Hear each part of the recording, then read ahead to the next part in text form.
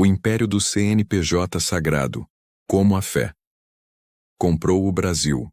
Imagine um negócio perfeito. Uma empresa que vende um produto invisível, intangível, e que só será entregue depois que o cliente morrer. Essa empresa não oferece garantia, não tem PROCON, não tem serviço de atendimento ao consumidor para reclamações. E o melhor de tudo, por força da lei, essa empresa não paga um único centavo de imposto sobre a sua arrecadação. Não apenas isso. Os lucros dessa empresa não precisam ser declarados com transparência. O dinheiro entra, na sua grande maioria, em espécie. Dinheiro vivo. Sacolas e mais sacolas circulando sem rastreio.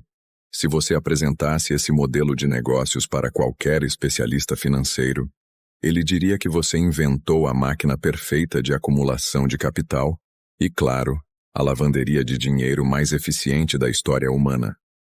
Mas nós não chamamos isso de corporação. Nós chamamos de igreja. E nós chamamos os CEOs dessas corporações de apóstolos, bispos e pastores. Seja bem-vindo a mais uma investigação do Ateu em Análise. Hoje nós não vamos falar sobre teologia. Nós não vamos debater se Deus existe, se a Bíblia tem contradições ou o que acontece depois da morte. Hoje, a nossa análise é fria, terrena e matemática. Nós vamos abrir a caixa preta da bancada religiosa na política brasileira. Vamos entender como a fé foi sequestrada para se tornar o lobby político mais poderoso, chantagista e lucrativo do Brasil. Um sistema que se blinda com a palavra Deus, mas que opera sob a lógica implacável de Wall Street. Para entender a bancada religiosa, você precisa entender o caixa que a financia. Tudo começa no artigo 150 da Constituição Federal de 1988, que proíbe a União, os estados e os municípios de cobrar impostos sobre templos de qualquer culto. A ideia original era nobre: proteger a liberdade religiosa, evitar que o Estado perseguisse religiões minoritárias cobrando impostos abusivos. Mas o inferno, como dizem, está cheio de boas intenções. O que era um escudo de proteção virou um paraíso fiscal chancelado pelo Estado. Preste atenção neste mecanismo. O dízimo e a oferta entram no cofre da igreja. Bilhões de reais anualmente. Esse dinheiro é limpo, livre de tributação. Se uma grande igreja arrecada 100 milhões em um mês, ela fica com 100 milhões. E o que ela faz com esse dinheiro? Ela compra horários na televisão. Ela compra estações de rádio. Ela ergue palácios de mármore banhados a ouro no meio de bairros onde falta saneamento básico. Mas o mais importante, ela injeta dinheiro em campanhas eleitorais. Vamos entender o que é lavagem de dinheiro. E aqui precisamos ser precisos. Lavagem de dinheiro é o ato de pegar dinheiro de origem ilícita, tráfico, corrupção, milícia, e fazê-lo parecer lícito. Pense comigo. Se você tem uma organização que recebe milhões em dinheiro vivo todas as semanas, em pequenas quantias impossíveis de serem auditadas individualmente, e o Conselho de Controle de Atividades Financeiras, o COAF, tem limitações severas para bisbilhotar contas de igrejas por causa do princípio da liberdade religiosa. Você percebe a brecha monumental que existe aqui? Não estamos dizendo que toda igreja lava dinheiro de crime organizado, mas estamos afirmando, com base na estrutura do sistema financeiro, que se o crime organizado quisesse lavar dinheiro, não haveria lugar melhor no mundo para fazer isso do que fundando uma igreja no Brasil. É a tempestade perfeita da falta de transparência. E com os cofres cheios, essas mega instituições perceberam que não bastava apenas influenciar a cultura. Eles precisavam sentar na cadeira onde as regras do jogo são escritas. Eles precisavam de Brasília. O projeto de poder político religioso no Brasil não aconteceu por acidente. Ele foi orquestrado. Na década de 80 e 90, as grandes lideranças neopentecostais lançaram um lema: Irmão, vota em irmão. A igreja deixou de ser um local de culto e virou um curral eleitoral. O púlpito virou palanque. E o pastor, que detém a autoridade espiritual e o medo do inferno nas mãos, passou a ditar quem deveria receber o voto do fiel. Isso é uma anomalia democrática assustadora. Um candidato comum precisa de propostas, de debate público, de sola de sapato. O candidato ungido pelo líder religioso só precisa que o pastor aponte para ele no domingo de manhã e diga: "Este é o homem de Deus." É uma concorrência desleal. É a privatização da democracia. E o que acontece quando esses deputados e senadores chegam ao Congresso Nacional? Eles formam a chamada bancada evangélica, ou Frente Parlamentar Evangélica, um bloco suprapartidário que funciona na prática como o maior sindicato de interesses privados do país. Não se engane com o discurso inflamado. Quando eles sobem na tribuna e gritam contra o aborto, contra os direitos da comunidade LGBTQIA+, ou contra a ideologia de gênero, isso é teatro para a base. É o que chamamos de pauta moral. Eles jogam a pauta moral para inflamar os fiéis, mantê-los com raiva, com medo, e consequentemente fiéis à igreja e ao voto. Mas nos bastidores, nas reuniões, a portas fechadas, nas comissões de orçamento, a pauta é outra. A pauta é o perdão de dívidas bilionárias que as igrejas têm com a Receita Federal e com a Previdência. A pauta é a flexibilização das regras trabalhistas para pastores e missionários. A pauta é garantir a isenção de IPTU para prédios alugados por igrejas. A pauta é o loteamento de ministérios do governo, verbas de publicidade estatal e emendas parlamentares.